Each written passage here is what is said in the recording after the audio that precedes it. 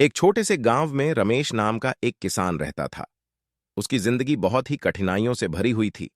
उसकी पत्नी सुनीता उसकी सबसे बड़ी ताकत थी, जो हर मुश्किल घड़ी में उसका साथ देती थी।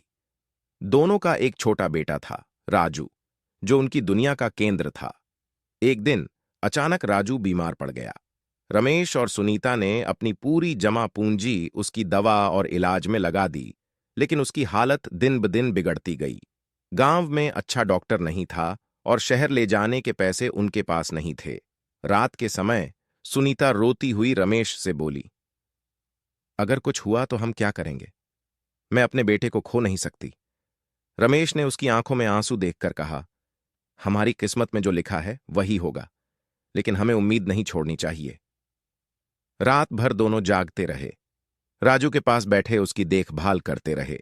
सुबह होते ही गांव के एक बूढ़े व्यक्ति, जो काफी अनुभवी थे, ने रमेश के घर आकर कहा, मुझे पता चला है कि तुम्हारा बेटा बीमार है।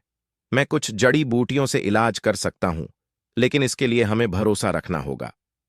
रमेश और सुनीता के पास कोई और चारा नहीं था। उन्होंने बूढ़े व्यक्ति पर भरोसा किया और उसका इलाज शुरू करवाया। कुछ ही दिनों में राजू की हालत में सुधार होने लगा। यह एक चमत्कार जैसा था। रमेश और सुनीता की आंखों में खुशी के आंसू थे। उन्होंने महसूस किया कि जब तक इंसान उम्मीद नहीं छोड़ता, तब तक कोई भी मुश्किल पहाड़ जैसी नहीं होती।